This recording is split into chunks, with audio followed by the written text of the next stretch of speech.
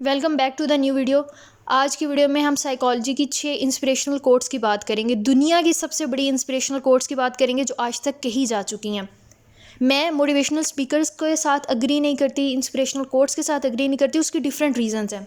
सबसे main reason ये है कि ये बातें बहुत खूबसूरत होती हैं, सुनने में, लिखने में, पढ़ने में बड़ी हसीन लगती हैं, बहुत अच्छी लगती हैं। और सुनने वाले को लगता है एक दफ़ा कि हम ये बातें सुनकर जब उठेंगे ना तो दुनिया बदल के रख देंगे, निज़ाम इधर का उधर हो जाएगा, हमारी काया पलट जाएगी। लेकिन ऐसा नहीं होता, क्योंकि ये बातें सिर्फ सुनने में अच्छी लगती हैं। प्रैक्टिकली जब हम करने जाते हैं ना तो उनका कोई फ़ायदा नहीं होता, प्रैक्टिकल लाइफ में उनका कोई भी स्टैंड नहीं होता। इसलिए आज की वीडियो में ऐसी इंस्पिरेशनल कोट्स की मैं बात करूंगी जो इनके ऊपर एक्सपेरिमेंट्स हुए हुए हैं, जिन साइकोलॉजिस्ट ने एक्सपेरिमेंट किए हुए हैं, उनकी थेरीज़ हैं, उन्होंने प्रूव किया हुआ है अपनी बातों को, और ये वाकई ज़िंदगियों को बदल देती हैं अगर हम इनको काम में लाते हैं, इनको लिख के रखते हैं, इनके ऊपर अमल करते हैं तो। Losing time, I'm fading fast. I just wanna make it last. Try to let go of the past. I close my eyes, embrace the blast. Sleepless nights and headaches stack. सबसे पहली कोट है Abraham Maslow की। Abraham Maslow ने कहा था, finding new ways to tackle problems. अपने मसाइल को हल करने के लिए हमेशा नए रास्ते की तलाश करें। उसने कहा था जैसे कि हमारे पास एक हैमर है, हथौड़ी है, अगर हम उससे कील ठोकने का काम करेंगे वो प्रॉपर काम करेगी, बराबर काम करेगी। लेकिन अगर हम उससे स्क्रू ड्राइवर का काम लेंगे, छुरी का काम लेंगे, कैंची का काम लेंगे, कांटे का काम लेंगे, चम्मच का काम लेंगे, तो वो काम नहीं करेगी। सेम लाइफ में कभी भी एक सोच को अप्लाई ना करें। उसने कहा था कभी भी एक सोच के साथ मुख्तलिफ लोगों को ना मिले। एक शख्स के लिए तो हमारा उसको अवॉइड करना, उसके बारे में मनफी सोचना काम करेगा। लेकिन अगर कोई मस्बत शख्स है, अगर कोई ऐसा शख्स है जो कि हमारे लिए अपॉर्चुनिटी है, जो कि हमारे लिए काम कर सकता है, जिससे हम बहुत सी चीज़ें सीख सकते हैं, या जिसको बदल कर हम इस दुनिया के लिए बहुत सी बेहतरी कर सकते हैं, तो अगर उसके बारे में भी हम सेम सोच रखेंगे तो ये चीज़ हमारे लिए काम नहीं करेगी। दूसरी चीज़ उसने कहा था, इसी तरह से कम्युनिकेशन के जो तरीके होते हैं, बोलने के जो तरीके होते हैं, वो भी हर किसी के लिए मुख्तलिफ होना चाहिए। सेम कम्युनिकेशन के पैटर्न से, एक जैसे रवैये से, एक जैसे लहजे से हम हर किसी के साथ जब बात करेंगे तो दुनिया हमारे मुखालिफ हो जाएगी, हम दुनिया के लिए बदतमीज़ हो जाएंगे। और जैसे अक्सर लोग हो जाते हैं, क्योंकि वो ज़्यादातर लोगों के साथ उसी तरह बदतमीज़ी से बात करते हैं, एक दो लोगों को शायद छोड़कर। तो हमेशा दुनिया में अपने मसाइल को हल करने के लिए मुख्तलिफ़ तरीके इस्तेमाल करें, लोगों के साथ डील करने के लिए मुख्तलिफ़ तरीके इस्तेमाल करें, ज़िंदगी बेहतर हो जाती है। दूसरी चीज़ विलियम जेम्स ने कहा था, doing hard things can build character. कभी भी ज़िंदगी में आसान चीज़ों की तरफ हमेशा नहीं जाना चाहिए। उसने कहा था बहुत से मकाम ऐसे आते हैं जिनमें हम आसान चीज़ें करते हैं, आसान बातों की तरफ, आसान रास्तों की तरफ जाते हैं, तो हमारे लिए फ़ायदेमंद होता है। लेकिन ज़्यादातर हमें मुश्किल स्टेप्स लेने पड़ते हैं ज़िंदगी के अंदर, मुश्किल रास्ते चूज़ करने पड़ते हैं, ऐसे रास्ते चूज़ करने पड़ते हैं जिनके लिए हम बने नहीं होते। फॉर एग्ज़ाम्पल उसने कहा था जैसे कि एक इंट्रोवर्ट शख्स होता है, ऐसा शख्स जिसको लोगों के साथ घुलना मिलना, बात करना पसंद नहीं होता। लेकिन अगर आज के ज़माने में भी हम देखेंगे तो उसकी कोट अप्लाई होती है। आज के ज़माने में ऐसा शख्स जो कि खामोश रहता है, जो लोगों के जुल्म सितम को सह लेता है, चुप करके खामोशी से बर्दाश्त कर लेता है, तो क्या होता है उसके साथ? क्या उसके साथ अच्छी चीज़ें होती हैं? क्या दुनिया उसके ऊपर तरस खाना, हमदर्दी खाना शुरू कर देती है, वाहवाही देना शुरू कर देती है?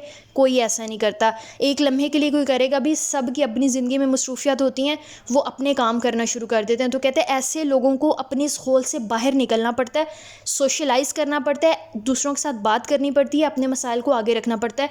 तो ज़िंदगी में बहुत से मुकाम ऐसे आते हैं जहाँ पर सख्त रास्ता चूज़ करना पड़ता है, जिसे हम नहीं करना चाहते, जैसी हमारी पर्सनैलिटी नहीं होती, जैसी हमारी सोच नहीं होती, लेकिन हमें वो चीज़ें अप्लाई करनी पड़ती हैं, अडॉप्ट करनी पड़ती हैं। तीसरी चीज़ एल्बर्ट एलिस ने कहा था, taking personal responsibility for your life. अपनी ज़िंदगी की जिम्मेदारी आपकी है।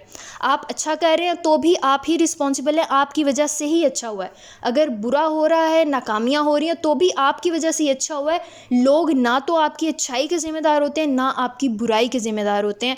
जो भी आप करेंगे, आप अपनी लाइफ की रिस्पॉन्सिबिलिटी अगर खुद लेंगे, खुद को अपना लोकस ऑफ कंट्रोल बना लेंगे ना, तो ज़िंदगी बहुत ज़्यादा आसान हो जाती है, बहुत ज़्यादा खुश हो जाती है, बहुत ज़्यादा हेल्दी हो जाती है। हम लोगों के चुंगल से बाहर निकल आते हैं। चौथे नंबर पर रॉजर्स ने कहा था, maintaining a sense of optimism. Optimism कहते हैं खुश रहना, पॉजिटिव होना, प्लेजेंट होना।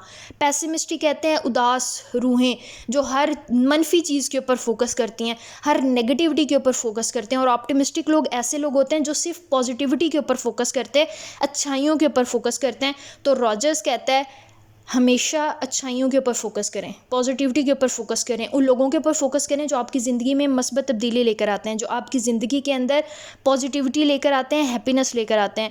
उन लोगों के ऊपर, उन स्टोरीज़ के ऊपर फोकस ना करें जो आपकी ज़िंदगी के अंदर मिजरी लेकर आती हैं, ट्रेजिडी लेकर आती हैं, मनफी सोच, मनफी रवैया लेकर आती हैं। तो अगर हम ऐसा करेंगे तो हमारी ज़िंदगियाँ बहुत आसान हो जाएंगी। जैसे कि आज के ज़माने में भी जब हम देखते हैं सोशल मीडिया के ऊपर, न्यूज़ चैनल खोलेंगे उसके ऊपर, न्यूज़पेपर है तो उसके ऊपर आपको सबसे ज़्यादा क्या चीज़ मिलती है? बैड न्यूज़, सैड न्यूज़ मिलती हैं, बुरी ख़बरें मिलती हैं, ऐसी ख़बरें मिलती हैं जिनको सुनकर पढ़कर एक दफ़ा दिल दहल कर रह जाता है। और क्या होता है उसके नतीजे में? पूरा दिन हमारा उसी नेगेटिविटी के अंदर गुजर जाता है, उसी सोच के अंदर गुजर जाता है, उसी जुल्म के अंदर गुजर जाता है जो हमने किसी कहानी में, जो किसी ख़बर के अंदर पढ़ी हुई होती है। उसकी निस्बत अगर हम हमारे इर्द गिर्द मौजूद ऐसे लोगों के ऊपर फोकस करेंगे जो कि हमारी ज़िंदगी में तब्दीली लेकर आती हैं, जिनके लिए हम अहम होते हैं, जो हमें अहमियत देते हैं, जो हमारी ख्वाहिशात के ऊपर फोकस करते हैं, जो हमारी ज़िंदगी में मस्बत तब्दीली लेकर आते हैं, जो हमें खुश देखना चाहते हैं, तो क्या होगा? हमारी ज़िंदगी बेहतर हो जाएगी। तो वो कहते हैं मनफी चीज़ों पर फोकस करने की बजाय पॉजिटिविटी को इंक्रीज़ करें, पॉजिटिव चीज़ों के ऊपर फोकस करें, उन कहानियों को ज़्यादा प्रमोट करें जो कि हेल्दी होती हैं, जो कि अच्छी होती हैं, क्योंकि वो आप सुनेंगे, आप पढ़ेंगे, आप देखेंगे तो आपको पॉजिटिव मैसेजेस मिलते हैं, आप हैप्पी होते हैं, आपका माहौल हैप्पी होता है। पांचवी चीज़, सेकंड लास्ट, स्किनर कहते हैं learning that lasts a life time. ऐसी सीखें, ऐसी एजुकेशन हासिल करें जो ज़िंदगी भर आपके साथ रहे। लेकिन हम क्या करते हैं आजकल? एजुकेशन में हमारे क्लासेस के अंदर क्या होता है? जो भी चीज़ हम पढ़ते हैं पेपर तक, मैक्सिमम पेपर तक हमें याद रहती है, पेपर के अगले दिन, उससे अगले दिन हम वो सारी चीज़ें भूल जाते हैं जो पूरे सेमेस्टर, पूरे साल हमने पढ़ी होती है। तो क्या इस एजुकेशन सिस्टम का हमें आज फ़ायदा हो रहा है? किसी भी ज़माने में, किसी भी सदी में इस एजुकेशन सिस्टम का हमें फ़ायदा नहीं हो, और उसकी वजह से आज हमारे यहाँ हालात ऐसे हैं एजुकेशन के और इस सिस्टम के। और स्किनर इतने साल पहले ये बात कर गया जो आज तक, ये सारी बातें जितनी भी कोर्स हैं आज तक वैलिड हैं हमारी सोसाइटीज़ के अंदर, हमारे कल्चर्स के अंदर, कि ऐसी एजुकेशन हासिल करें, ऐसी लर्निंग हासिल करें जो कि ज़िंदगी भर आपके साथ रहे और आप कभी ना भूलें। और ये कौन सी नॉलेज होती है, कौन सी लर्निंग होती है? ये स्किल्स होती हैं। वो कहते हैं कि अपनी स्किल्स के ऊपर काम करें, अपनी सलाहियतों के ऊपर काम करें, ख़ुद को आगे बढ़ाने के ऊपर काम करें, जो चीज़ हमेशा आपके साथ रहती है। अगर आप सीख लेते हैं कि आपने पेन से लिखना कैसे, ये आपकी स्किल है, ये लाइफ टाइम आपके साथ रहेगी। आप अगर 2 महीने नहीं भी लिखते तो भी लिखना आपको आता है। तो ऐसी चीज़ों के ऊपर काम करें जो आपकी स्किल्स होती हैं, जो कि ज़िंदगी भर हमारे साथ रहती हैं। ऐसी क्रिटिकल थिंकिंग के ऊपर काम करें जो ज़िंदगी भर हमारे साथ रहती है। लास्ट में रॉजर्स अगेन वो कहते हैं, बहुत खूबसूरत बात है, life is a direction not a destination. ज़िंदगी एक समत है, हमारी डेस्टिनेशन नहीं है, हमारी मंजिल नहीं है।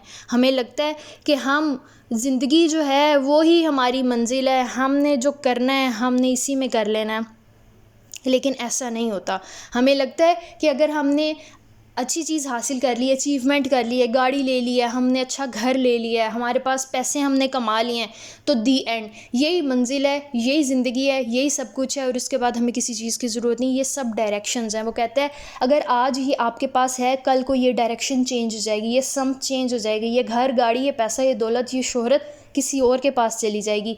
तो हमेशा ज़िंदगी को एक डायरेक्शन की तरह लें, समत की तरह लें, तो कभी भी आप नाकाम नहीं होंगे। एक डायरेक्शन बदलेगी, आप दूसरी डायरेक्शन की तरफ चले जाएंगे या उसका रुख अपनी तरफ मोड़ लेंगे। लेकिन अगर आप इसे डेस्टिनेशन समझ लेंगे जिस लम्हे, तो ये होकर भी आपकी नहीं होगी, क्योंकि हर दिन के बाद वो कहता है रात होनी है, रात के बाद दिन होना है, खुशी के बाद गम है, गम के बाद खुशी है, आज है कल नहीं है चीज़ें, कल फिर हम ज़ीरो पे आ जाएंगे।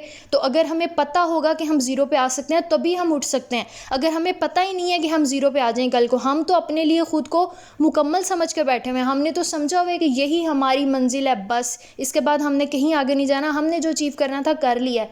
तो अगर उसके बाद नाकामी आ जाएगी तो हम क्या करेंगे? तो हम काम करने के काबिल नहीं रहेंगे, क्योंकि हम लाखों दफ़ा अपने दिमाग को ये मैसेज दे चुके हैं कि अब हमें काम करने की ज़रूरत नहीं है, हमने हर चीज़ अचीव कर ली है। तो उसके बाद आप लाख कोशिश भी करेंगे, आप कुछ भी मेहनत करने के काबिल नहीं रहेंगे, क्योंकि आपका दिमाग, आपका बॉडी प्रोसेस आपकी ज़िंदगी नए डायरेक्शन को, नए तरीक़े को अडेप्ट करने के काबिल नहीं रहती है। तो ये 6 चीज़ें हैं, इनको आप सोच कर देखें, इनको आप समझ कर देखें, इनको आप लिख कर देखें, अपनी ज़िंदगी में शामिल कर लें, तो इसके बाद से ज़िंदगी, आई गारंटी यू, आपके बदल जाएंगी। आई होप आज की वीडियो आप लोगों के लिए बेनिफिशियल रही होगी। अगर वीडियो पसंद आई तो काइंडली इसको जरूर लाइक कीजिएगा, चैनल को शेयर और सब्सक्राइब कीजिएगा ताकि ज़्यादा से ज़्यादा लोग हमारे साथ कनेक्ट कर सकें और हम एक हेल्दी सोसाइटी डेवलप करने में अपना रोल प्ले कर सकें। Thank you so much, take care, अल्लाह हाफिज़।